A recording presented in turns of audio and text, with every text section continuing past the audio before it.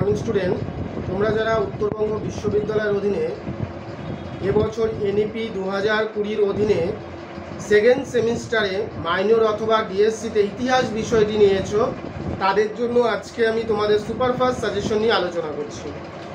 তোমরা 12 নম্বরের জন্য যে প্রশ্নগুলো ভালো করে দেখে যাবে।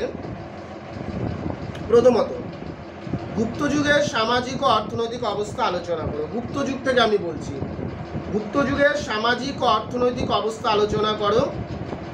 2 নম্বর প্রশ্ন, গুপ্তযুগ থেকেই দেখবে গুপ্ত সাম্রাজ্যকে প্রাচীন ভারতের ইতিহাসে সুবর্ণযুগ বলা যায় কিনা বিচার করো। একটা প্রশ্ন হলো গুপ্তযুগের সামাজিক অর্থনৈতিক অবস্থা, দ্বিতীয় প্রশ্ন হচ্ছে গুপ্তযুগকে প্রাচীন ভারতের ইতিহাসে সুবর্ণযুগ বলা যায় কিনা বিচার করো। এই দুটো প্রশ্ন তোমরা গুপ্তযুগ থেকে অবশ্যই ভালো করে পড়বে। এরপরে তোমরা পল্লব থেকে দুটো প্রশ্ন পড়তে হবে।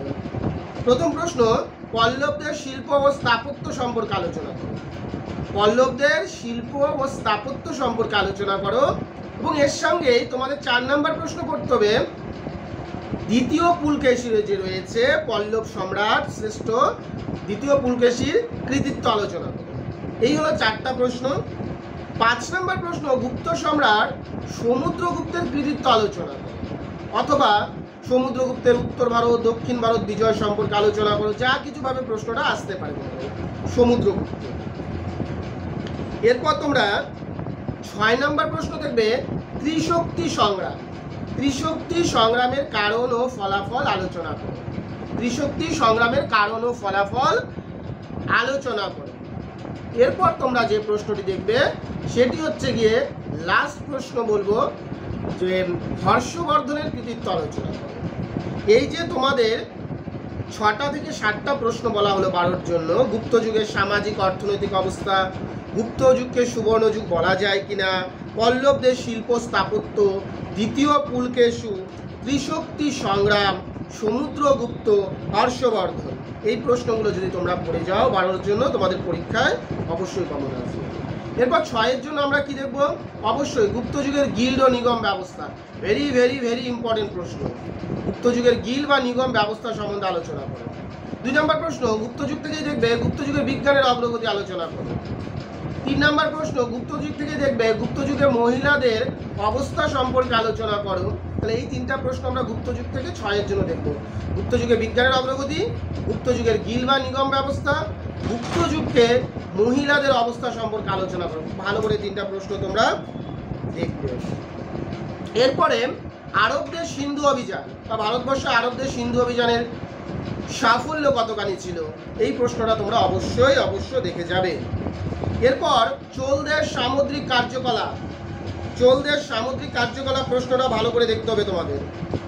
এরপর 5 নম্বর প্রশ্ন তোমরা দেখবে স্কন্দগুপ্তের কৃতিত্ব আলোচনা করো। বাবা, স্কন্দগুপ্তকে কি ভারতবর্ষের রক্ষাকর্তা বলা যায় কিনা ভালো করে দেখবে। 6 নম্বর প্রশ্ন, চোল থেকে আরেকটা প্রশ্ন দেখবে চোলদের স্থানীয় স্বায়ত্তশাসন ব্যবস্থার সম্পর্কে আলোচনা করো। চোলদের স্থানীয় স্বায়ত্তশাসন ব্যবস্থা সম্পর্কে আলোচনা করো। 7 নম্বর প্রশ্ন এখান থেকে তোমরা দেখবে কৈবত বিদ্রোহ সম্পর্কে আলোচনা করো। কৈবত বিদ্রোহ সম্পর্কে আলোচনা করো। এরপর 8 নম্বর প্রশ্ন তোমরা দেখবে ভারতবর্ষের সামন্ততন্ত্রের প্রধান বৈশিষ্ট্যগুলি আলোচনা করো। এই প্রশ্নগুলো যদি তোমরা 6-এর জন্য দেখো তাহলে অবশ্যই তোমাদের 4টা প্রশ্ন এখান থেকে কমন পড়ে যাবে। এরপর তোমরা 3-এর জন্য যে প্রশ্নগুলো দেখবে এলাহাবাদ প্রশস্তি, এলাহাবাদ প্রশস্তি, টিকা লিখো ফাইয়েন, টিকা লিখো ফাইয়েন, টিকা লিখো হর্ষচরিত। 3 নম্বর প্রশ্ন হর্ষচরিত। 4 নম্বর প্রশ্ন হিয়েনসাং। এই যে 4টা প্রশ্ন বললাম এখান থেকে তোমাদের কমন থাকবে ফাইয়েন, এলাহাবাদ প্রশস্তি, হর্ষচরিত, হিয়েনসাং। এরপর দেখবেন নালন্দা বিশ্ববিদ্যালয়, 5 নম্বর প্রশ্ন। 6 নম্বর প্রশ্ন পল্লব কারা, 6 নম্বর প্রশ্ন পল্লব কারা। 7 নম্বরে দেখবে রাজপুত কারা। এরপর 8 নম্বরে দেখবে মৎস্যনয় বলতে কি বোঝো বা মৎস্যনয়ের যুগ কি। 9 নম্বর প্রশ্ন দেখবে তোমরা ত্রিশক্তি সংগ্রাম। 10 নম্বর প্রশ্ন তোমরা দেখবে অতীশ দীপঙ্কর বা দীপঙ্কর শ্রীজ্ঞান। 11 নম্বর প্রশ্ন দেখবে পাল যুগের চিত্রকলা এবং 12 নম্বর প্রশ্ন শেষ প্রশ্ন তোমরা দেখবে দ্বিতীয় পুলকেশু সম্পর্কে লাগবে। এটা 12তে পড়েই নিচ্ছ দ্বিতীয় পুলকেশু, তাহলে এই 11টা প্রশ্ন তোমাদের পড়তে হবে। তোমরা 12-র জন্য 6 থেকে 7টা প্রশ্ন বলেছি, 6-এর জন্য 8টা প্রশ্ন বলা হয়েছে এবং 3-এর জন্য তোমাদেরকে 11টা প্রশ্ন বলা হয়েছে।